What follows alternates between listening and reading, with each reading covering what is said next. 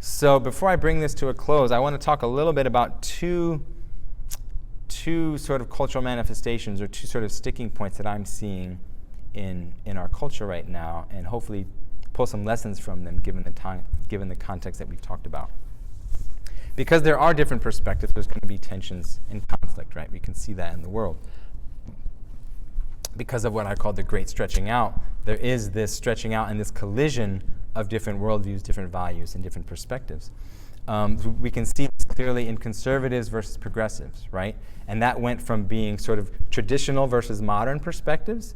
When we think over the past couple hundred years, even in the shift from like the monarchy to democracy, there was like a really strong traditional view, and then this new modern, liberal, more secular view that was actually holding that progressive binary. But now it's more complicated because we've gotten beyond that sort of modern, secular, classical, liberal view. And now when we think of conservatism, it's like this mix between traditional and modern, right? Like there's different kinds of conservatives. There's your social conservatives, there's your fiscal conservatives. And when you think of progressives, some are holding that more modern, like blue dog Democrat maybe kind of view, and some are much more postmodern, much more critical, much more interested in cultural revolution and things like that. So these binary political choices aren't really adequately reflecting these differences in perspective.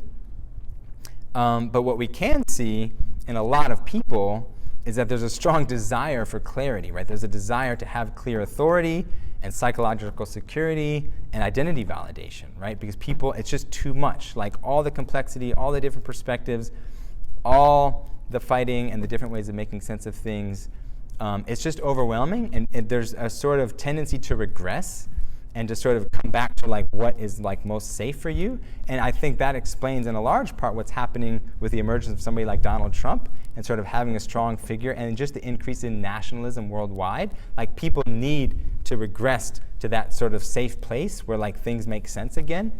And it also explains different emergences, like the popularity of people like Jordan Peterson,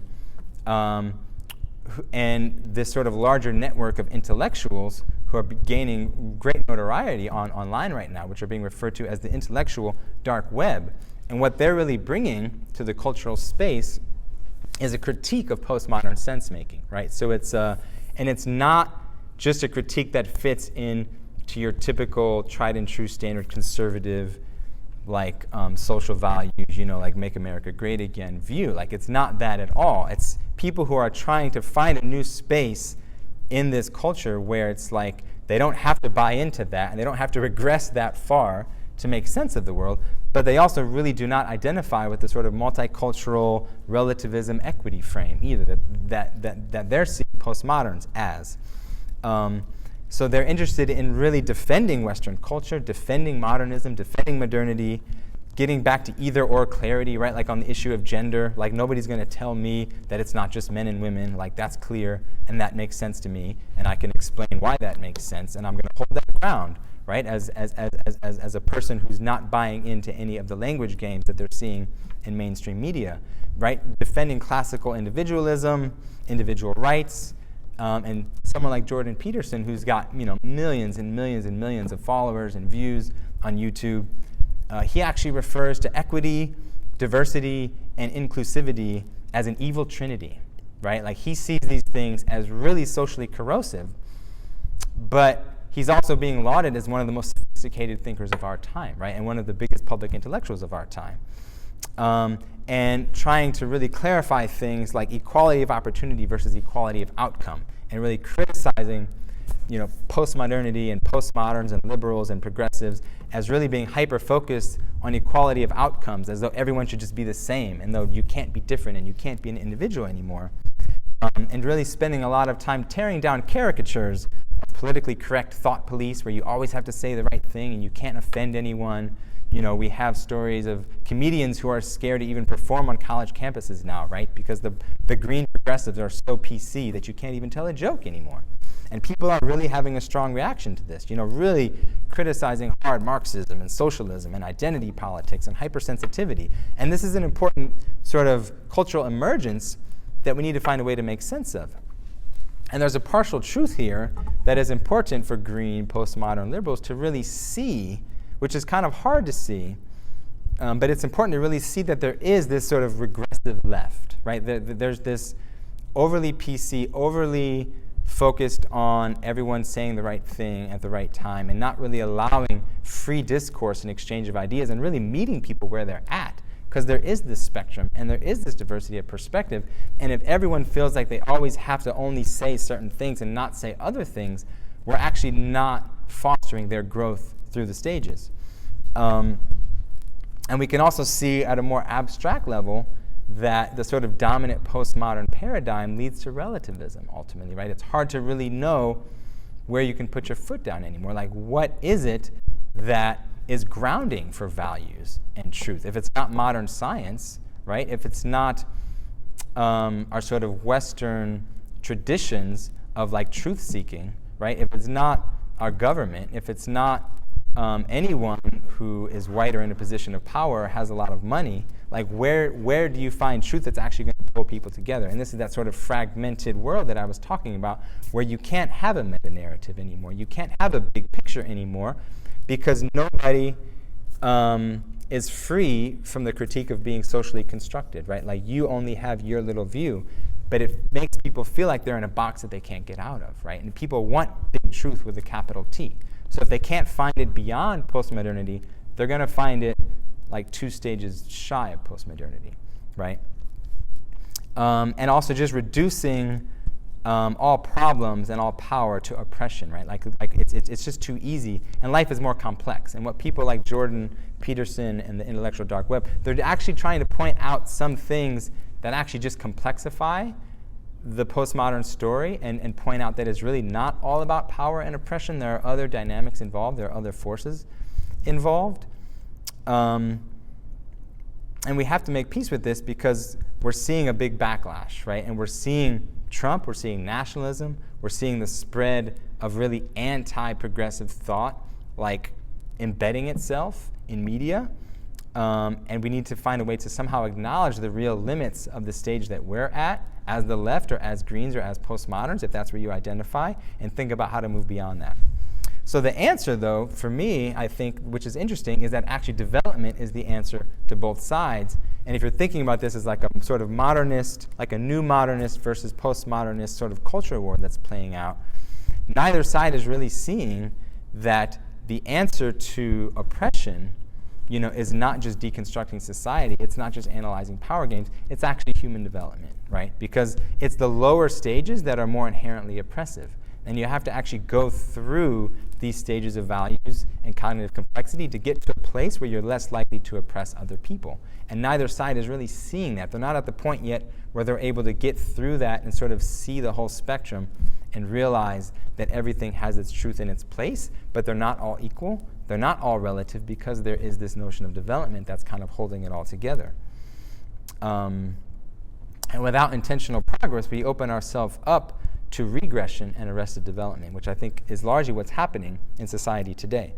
I also do want to point out, though, that there's a real irony and hypocrisy to this sort of modern critique of postmodernity, because actually what we're seeing is white people getting really defensive about world-centric values and about this notion that everything boils down to like racism and wealth inequality or capitalism, right? Like, they're tired of hearing critiques of capitalism, they're tired of hearing critiques of white supremacy, and they're really trying to preserve the status quo of meritocracy and individualism. And so, well, I'm not, actually most white men are not rich and powerful. Like, that's an important fact to grapple with. So if we just keep harping on about white privilege and how lucky we all are, we're going to be alienating a lot of people. And we have to find a way beyond that where we're not putting people in boxes, but we're still addressing social inequality in a way that's helpful to everyone.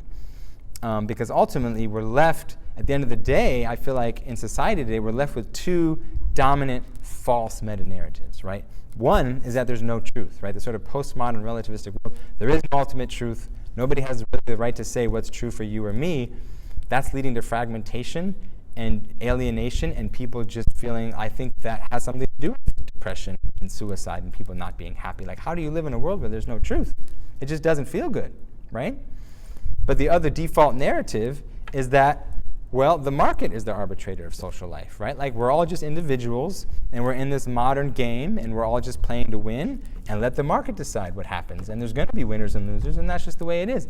And that's self-terminating, too, right? That's not sustainable. It's not working, and people aren't happy with that either. So we have to find some way beyond these two frames. And what I'm saying is the answer is just growth to what can be thought of as a more integral frame, where you're actually seeing, again, you're seeing the process, you're seeing things developmentally, you're seeing that there are possibilities for grand narratives, and you're more able to meet people where they are instead of getting stuck in limited identity and fighting against somebody else's limited identity. Because the sort of meta drive behind everything that's going on here is to find a way for previous stages to be heard and seen and included, right? Like a white man who's resonating with a sort of modernist, like capitalist, self-authoring viewpoint, that person needs to be acknowledged and seen and heard, right?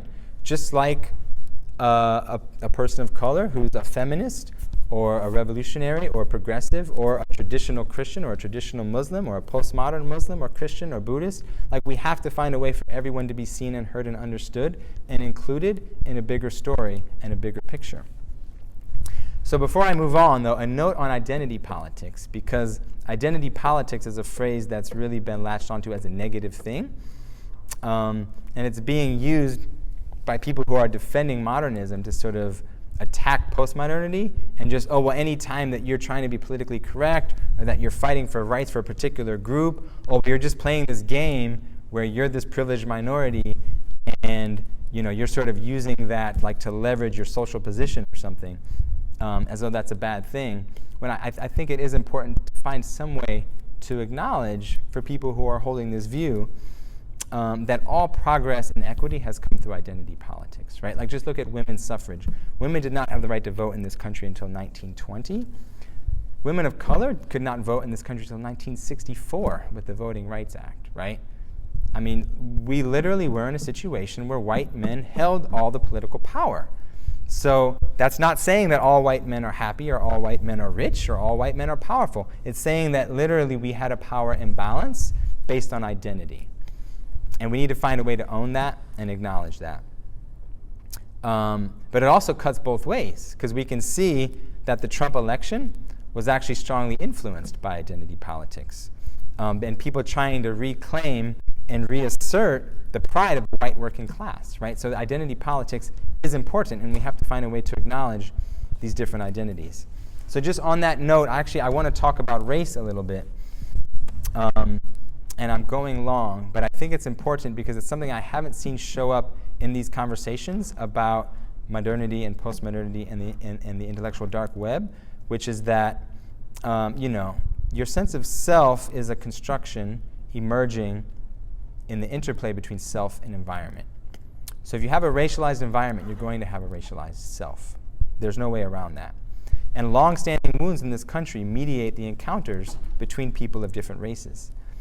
So race is a social construction, but it is embodied, and it's embedded in our senses of self and our relationship with others.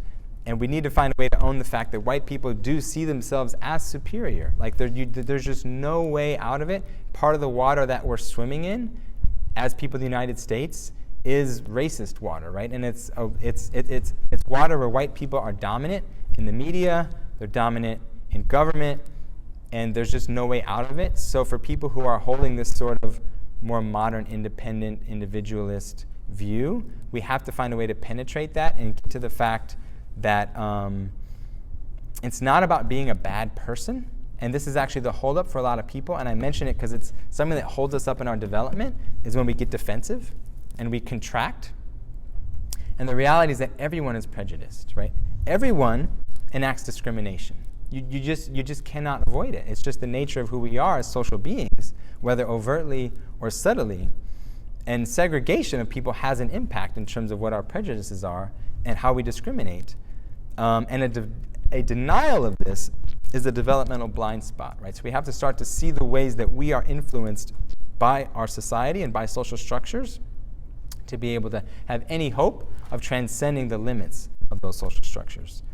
So I would just like to argue quickly that this sort of anti-postmodern trend that we're seeing in society is actually a manifestation of white fragility, where white people really aren't able to really face racism because we've learned to associate racism with badness and being bad, that any hint that we're racist makes us defend ourselves, right? Because it causes an incongruence between how we like to think of ourselves as good, moral, upright, independent citizens versus this really bad, terrible thing of racism, right? We have to find a way to get beyond that and see that it's not really just about good and bad.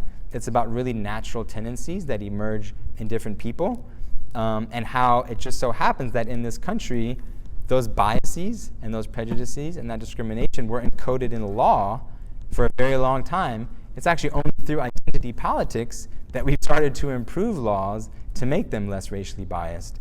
And if we can't just own that on a wider scale, then we're going to have a really hard time getting through these overall developmental thresholds that we need to get through to have a more expansive sense of self, to have a more expansive mind that can really start to address the world problems and not contract into a limited identity.